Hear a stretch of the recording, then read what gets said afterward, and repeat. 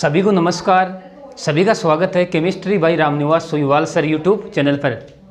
हम अध्ययन कर रहे थे 12th साइंस की रसायन विज्ञान के चैप्टर नंबर 6 का, यानी तत्वों के निष्कर्षण के सिद्धांत एवं प्रक्रम का। इस चैप्टर की हमारी 17 क्लासें कंप्लीट हो गई थी, या अपन ऐसे कह सकते हैं कि इस लेसन के हमारे 17 वीडियो कंप्लीट हो गए थे। और आज हमारा इस लेसन का पार्ट नंबर रहेगा 18, यानी वीडियो नंबर 18। देखो, इस पार्ट नंबर 18 में हम अध्ययन करेंगे दो टॉपिकों का। पहला टॉपिक हमारा रहेगा रद्दी कॉपर से कॉपर यानी तांबा धातु का निष्कर्षण, जिसे हम हाइड्रो धातुकर्म या जल धातुकर्म यानी हाइड्रोमेटलर्जी कहते हैं। दूसरी हमारी हेडिंग रहेगी ऑक्सीकरण अपचयन विधि से तत्वों का निष्कर्षण। इन दो टॉपिकों का अध्ययन हम इस पार्ट नंबर 18 में करने वाले हैं। देखो, पार्ट नंबर 18 को स्टार्ट करने से पहले मैं आपको जस्ट पिछले वीडियो के बारे में कुछ चर्चा करना चाहूँगा। देखो, हमने जस्ट पार्ट नंबर 17 में अध्ययन किया था संगलित एल्यूमिना से एल्यूमिनियम धातु का निष्कर्षण, यानी हॉल हेराल्ट प्रक्रम। वहां पर हमने अनुपात लिया था Al2O3 एल्यूमिना का अनुपात लिया था, और इसमें हमने मिलाया था क्रायोलाइट। क्या मिलाया था? क्रायोलाइट, यानी Na3Al(F6), और एक हमने मिलाया था फ्लोरोस्पार यानी CaF2।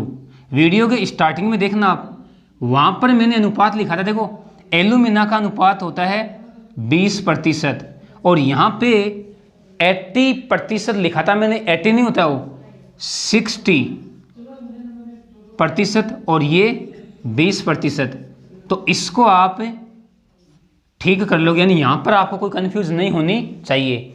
बाकी जो हॉल हेराल्ट का डायग्राम है, वहाँ पर मैंने 20%, 60% और 20%, वहाँ पे ये अनुपात लिखा है। बस स्टार्टिंग में वहाँ पे 60 की जगह मैंने 80% लिख दिया। तो यहाँ पर आपको कोई कंफ्यूज नहीं होनी चाहिए। ये कंफ्यूज मैंने आपकी दूर कर दी है। पिछले वीडियो की बात है, हॉल हेराल्ट प्रक्रम वाले वीडियो की, जस्ट इससे पहले वाला वीडियो, यानी वीडियो नंबर 17। उसमें स्टार्टिंग में हमने जो अनुपात लिया था, एल्यूमिना में हमने क्रायोलाइट मिलाया था, फ्लोरोस्पार मिलाया था, उसका ये अनुपात है, उसकी चर्चा कर रहा हूँ मैं। तो 20%, 60% और 20%। ठीक है, अब आते हैं हम इस आज के वीडियो में, यानी पार्ट नंबर 18 में। देखो, पहले हम पढ़ेंगे रद्दी कॉपर से कॉपर धातु का निष्कर्षण। देखो, अब रद्दी कॉपर किसे कहते हैं हम, यानी अपन यूँ कह सकते हैं कि जो बेकार का है, व्यर्थ, या अपन कह सकते हैं कि निम्न कोटि अयस्क या निम्न धातु से हम कॉपर धातु का निष्कर्षण करेंगे। तो सबसे पहले तो हम इसकी परिभाषा देखते हैं, यानी अपन क्या कहेंगे? अपन कहेंगे कि निम्न कोटि के अयस्क या निम्न कोटि के धातुओं से कॉपर धातु का निष्कर्षण हाइड्रो धातुकर्म कहलाता है। क्या कहेंगे? हम कहेंगे निम्न कोटि अयस्क या रद्दी कॉपर से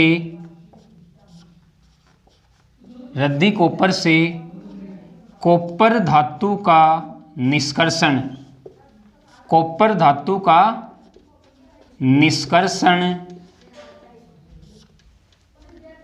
हाइड्रो धातुकर्म कहलाता है। हाइड्रो धातुकर्म कहलाता है। तो सबसे पहले आपके माइंड में ये बात सेट हो जानी चाहिए कि जो निम्न कोटि अयस्क होते हैं, या अपन ऐसे कह सकते हैं कि जो बेकार की धातुएं होती हैं, जिनको हम रद्दी कहते हैं, व्यर्थ की धातुएं, तो निम्न कोटि अयस्क या रद्दी कॉपर से कॉपर धातु का निष्कर्षण हाइड्रो धातु क्रम यानी जल धातु क्रम कहलाता है। अब देखो, रद्दी धातु से हम कॉपर धातु का निष्कर्षण किस प्रकार करेंगे। सबसे पहले हम जो रद्दी धातु है या निम्न कोटि अयस्क हैं उनको हम अम्ल या जीवाणुओं के द्वारा निक्षालित करवाएंगे। क्या कहेंगे, देखो हम कहेंगे रद्दी धातु को सर्वप्रथम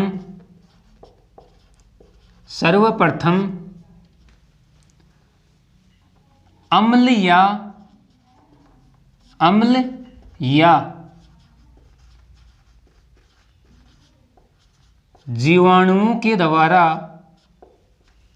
जीवाणुओं के द्वारा निक्षालित करवाते हैं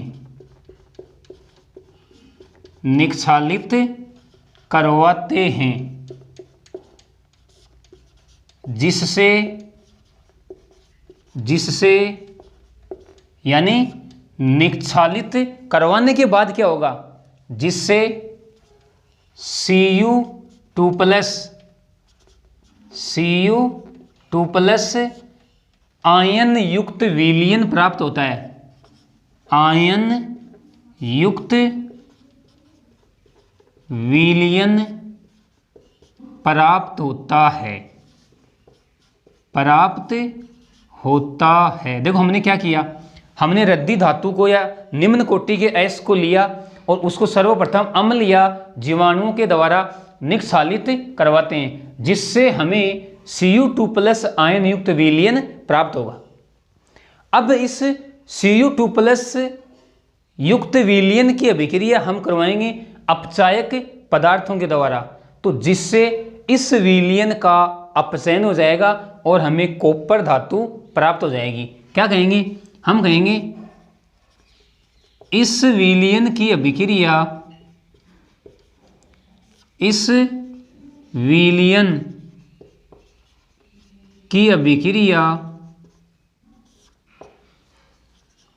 अपचायक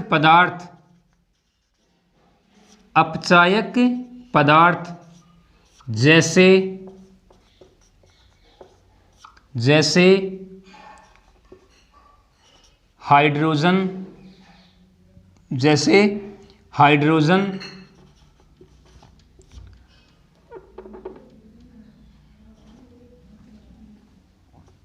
रद्दी आयरन यानी Fe के साथ करवाने पर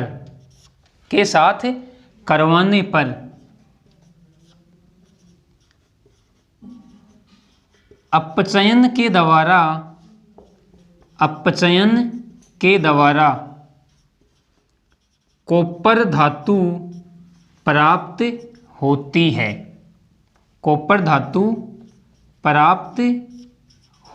है।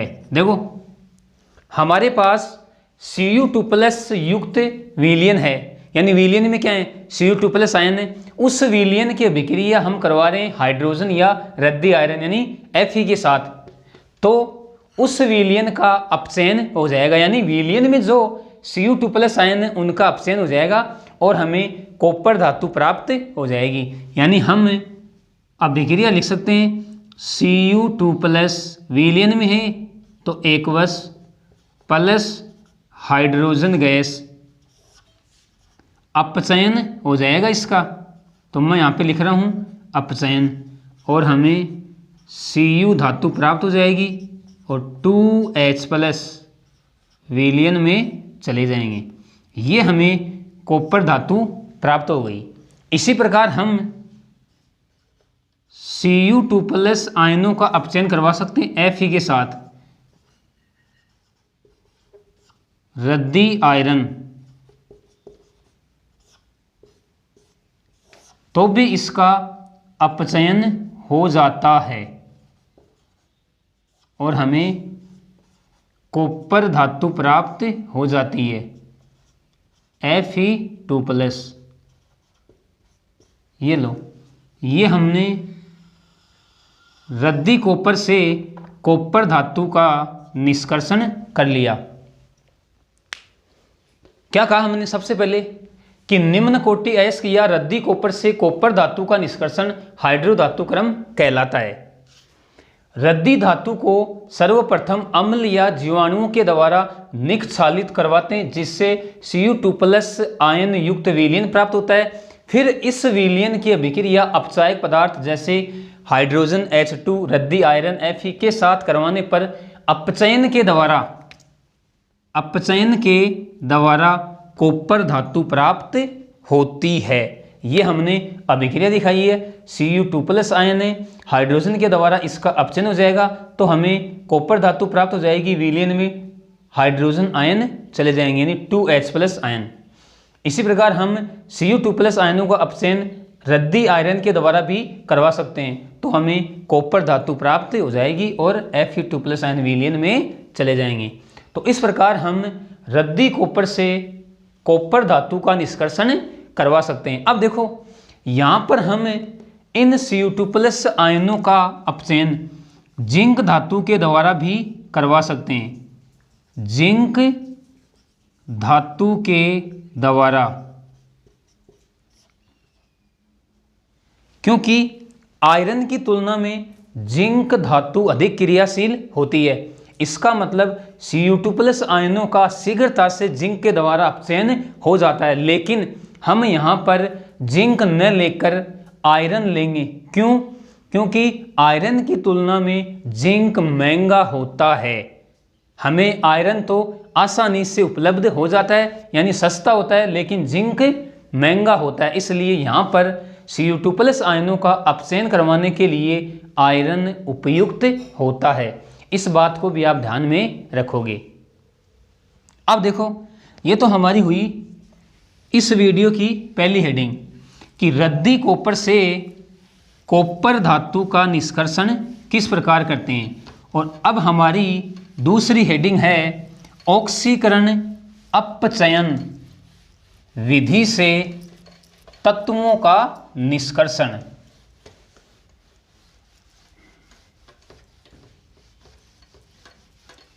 ऑक्सीकरण अपचयन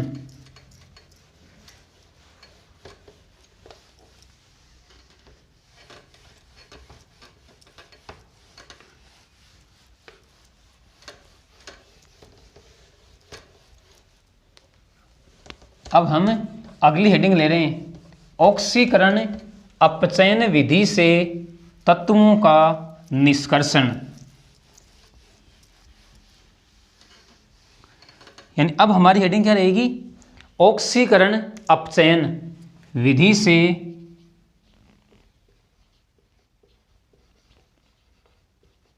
ऑक्सीकरण अपचयन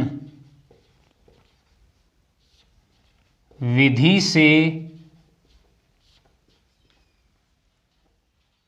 तत्वों का निष्कर्षण। तत्वों का निष्कर्षण।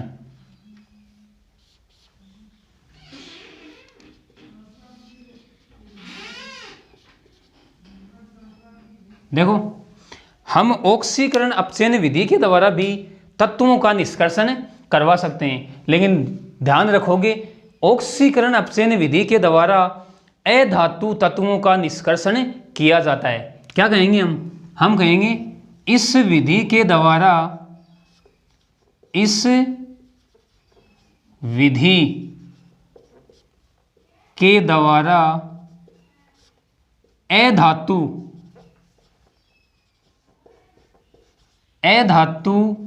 तत्वों का निष्कर्षण।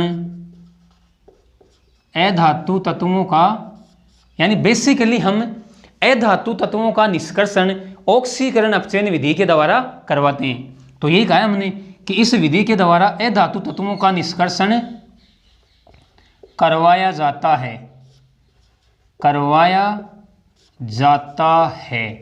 जैसे एग्जाम्पल की बात करूं मैं, जैसे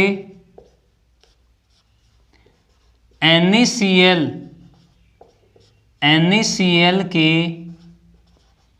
जलीय विलयन, NaCl के जलीय विलयन के विद्युत अपघटन से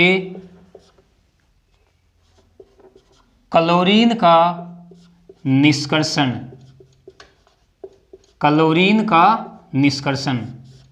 देखो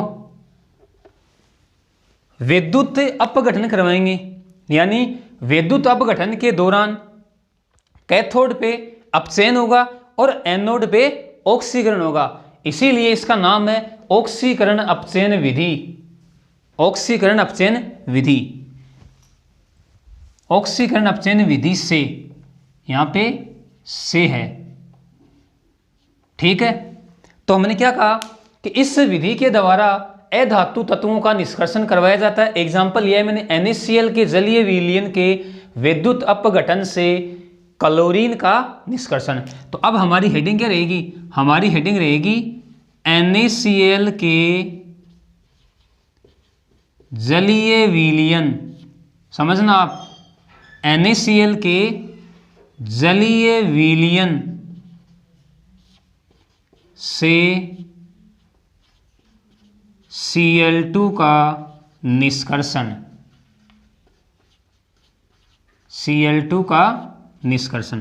देखो हम क्या कहेंगे, हम कहेंगे कि NaCl का जलीय विलयन लेंगे और उसका हम क्या करवाएंगे, विद्युत अपघटन। तो हमें एनोड पर Cl2 गैस प्राप्त होगी। कौन सी गैस? Cl2 gas. और कैथोड पे हाइड्रोजन गैस प्राप्त होगी। यानी हम क्या कहेंगे, देखो हम कहेंगे NaCl के जलीय विलयन या समुद्री जल को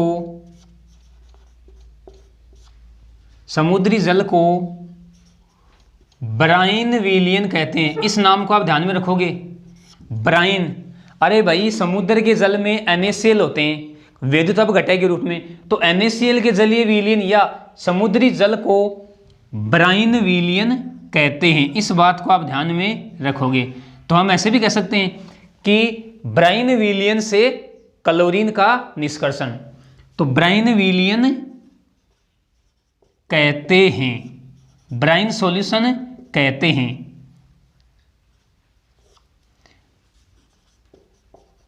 इस विलयन का विद्युत अपघटन करवाने पर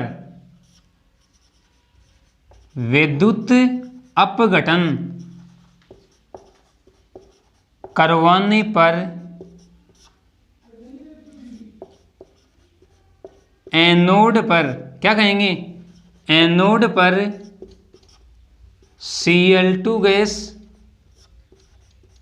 एनोड पर Cl2 गैस प्राप्त होती है, Cl2 गैस प्राप्त होती है तथा कैथोड पर हाइड्रोजन गैस, क्या कहेंगे, कैथोड पर हाइड्रोजन गैस प्राप्त होती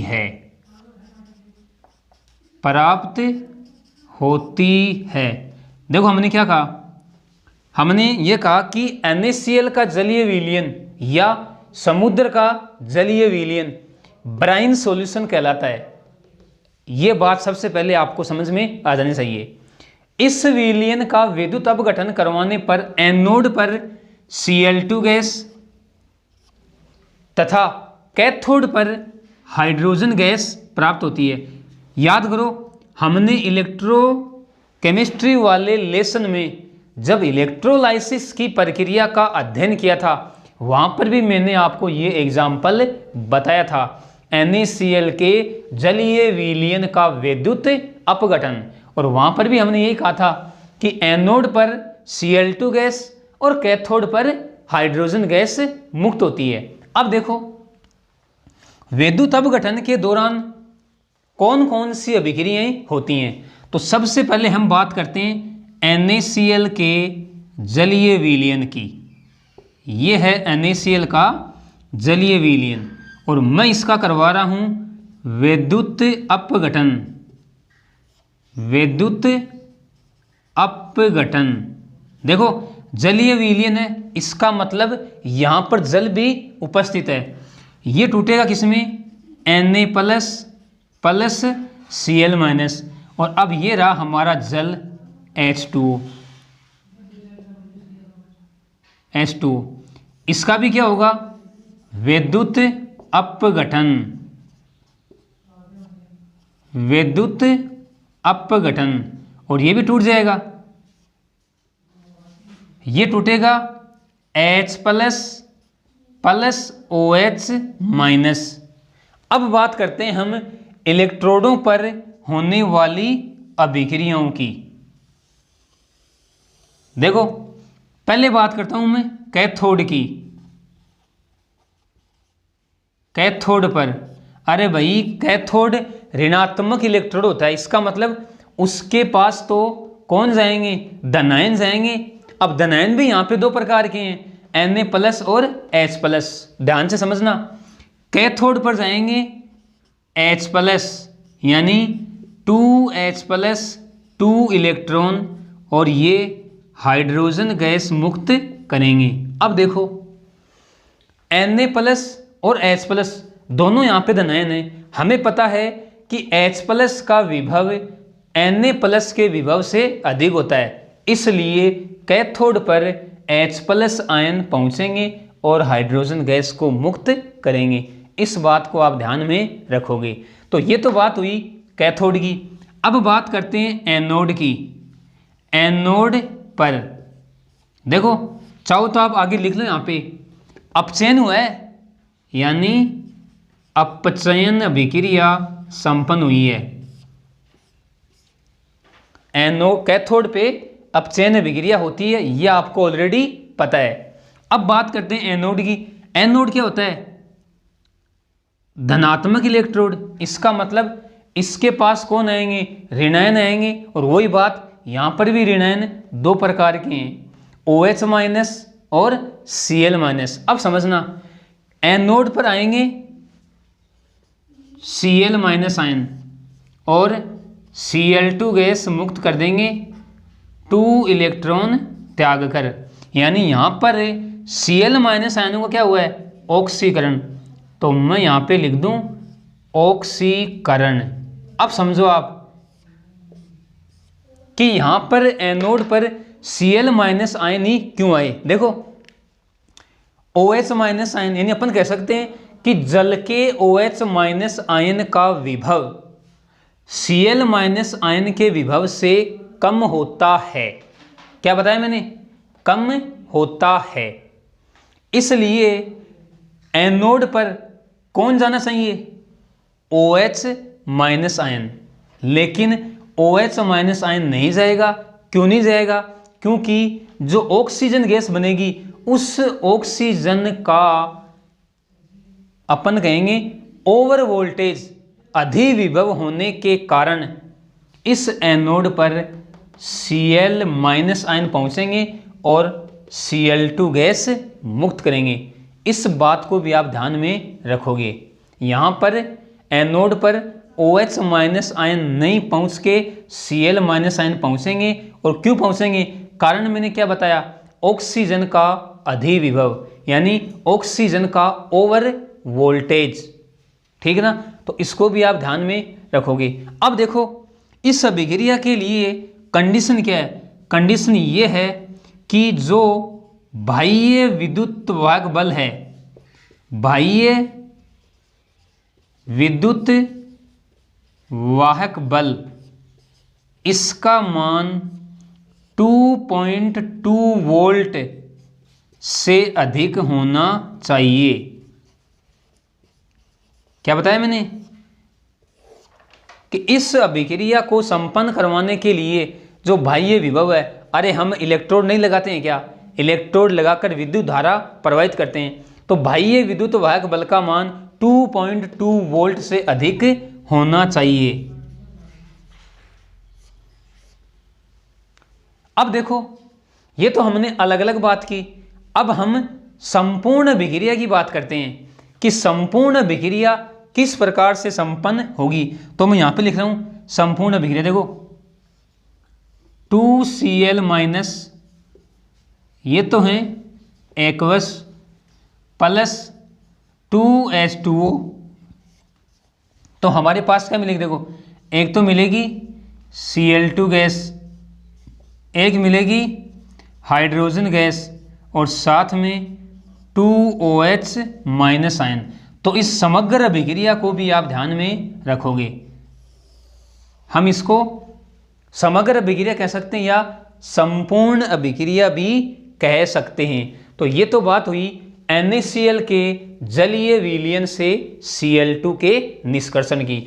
एक बार वापस से मैं आपको रिपीट करवा रहा हूं, NaCl के जलीय विलयन या समुद्री जल को ब्रायन विलयन कहते हैं। इस विलयन का विद्युत अपघटन करवाने पर एनोड पर Cl2 गैस प्राप्त होती है तथा कैथोड पर H2 गैस प्राप्त होती है। ये हमने NaCl का क्या करवाया, विद्युत अपघटन, तो Na plus plus Cl minus, H2O का भी क्या होगा, विद्युत अपघटन, क्योंकि NaCl का क्या है, जलीय विलयन है। इस बात को आप ध्यान में रखोगे। तो H प्लस OH माइनस। फिर हमने बात की कैथोड की, कैथोड पे हाइड्रोजन आयन आएंगे, इलेक्ट्रॉन ग्रहण करेंगे और H2 गैस मुक्त करेंगे, यानी अपचयन अभिक्रिया संपन्न होगी। एनोड की बात करेंगे तो एनोड पर Cl माइनस आएंगे, इलेक्ट्रॉन त्यागेंगे, Cl2 गैस मुक्त करेंगे, यानी यहाँ पे ऑक्सीकरण अभिक्रिया संपन्न होगी। इस अभिक्रिया के लिए बाह्य विद्युत वाहक बल का मान 2.2 वोल्ट से अधिक होना चाहिए, और ये हमने लिख दी समग्र अभिक्रिया।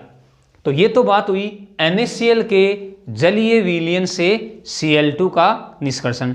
अब हम बात करेंगे किसकी, NaCl के गलित विलयन से Cl2 के निष्कर्षण की।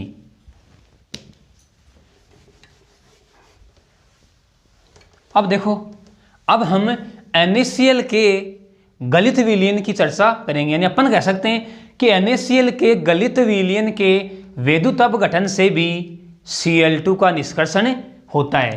यानी अब हमारी हेडिंग क्या रहेगी, अब हमारी हेडिंग रहेगी NaCl के गलित विलयन से, गलित विलयन से Cl2 का निष्कर्षण, Cl2 का निष्कर्षण। अब देखो, आप सबसे पहले तो आपको यह पता होना चाहिए कि गलित विलयन यानी NaCl को गर्म करके मोल्टन अवस्था में लाया जाता है, उससे हम बोलते हैं गलित अवस्था। यानी यहां पर जल नहीं होता है, कंफ्यूज नहीं होना आपको, यहां पर NaCl का गलित विलयन है। अब इस गलित विलयन का हम क्या करवाएंगे, जल अपघटन। यानी हम कह सकते हैं NaCl के गलित विलयन, NaCl के गलित विलयन का विद्युत अपघटन, विद्युत अपघटन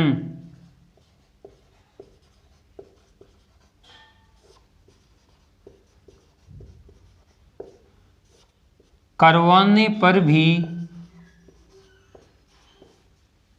एनोड पर करवाने पर भी Cl2 का निष्कर्षण होता है। ऐसे करते हैं, हमें पता है कि Cl2 एनोड पे प्राप्त होगी, तो करवाने पर भी Cl2 का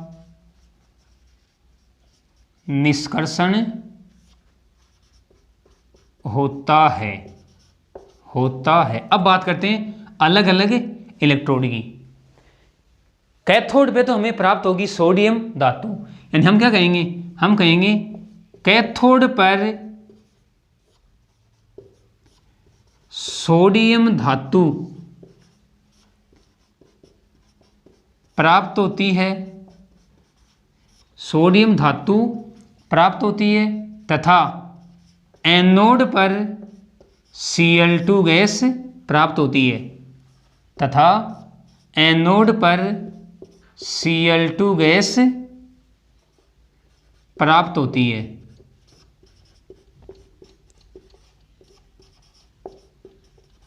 तो पहले हम गलित NaCl का क्या करवाएंगे, विद्युत अपघटन। यहाँ पे लिखेंगे हम गलित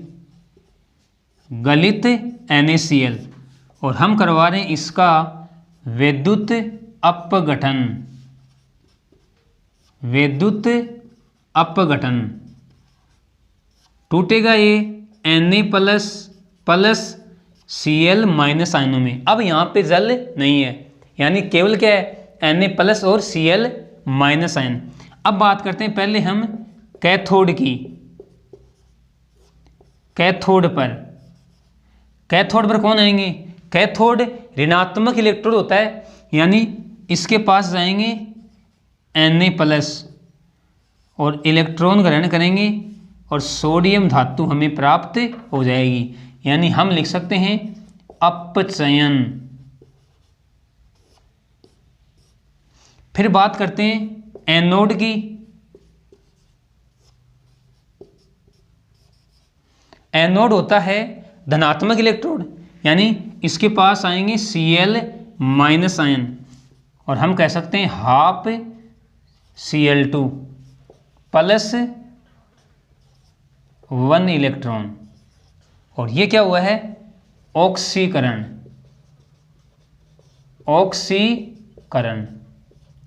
तो अपन NaCl के गलित विलयन से भी Cl2 का निष्कर्षण करवा सकते हैं। तो इस आज के वीडियो की हमारी 2 हेडिंग थी। पहली हेडिंग थी हमारी रद्दी कॉपर से या रद्दी धातु से कॉपर धातु का निष्कर्षण। दूसरी हेडिंग थी हमारी ऑक्सीकरण अपचयन विधि से तत्वों का निष्कर्षण। देखो, जब हमने अयस्क के सांद्रण की निक्षालन विधि पढ़ी थी, और निक्षालन में हमने चांदी व सोने के अयस्क का निक्षालन करवाया था, वहाँ पर भी हमने ऑक्सीकरण अपचयन अभिक्रियाएं पढ़ी थी। हमने चांदी व सोने के अयस्क का पहले क्या करवाया था, सोडियम साइनाइड के द्वारा ऑक्सीकरण, और फिर जिंक धातु के द्वारा हमने उसका अपचयन करवाया था। तो इस विधि का वहाँ पर भी उपयोग होता है। तो इस आज के वीडियो की हमारी 2 हेडिंग थी। आप एक बार दोबारा से इनको देखना, साथ साथ अपने नोट्स तैयार करना, कहीं आपको कोई दिक्कत नहीं आएगी। तो आज की इस वीडियो के लिए इतना ही। ओके, धन्यवाद।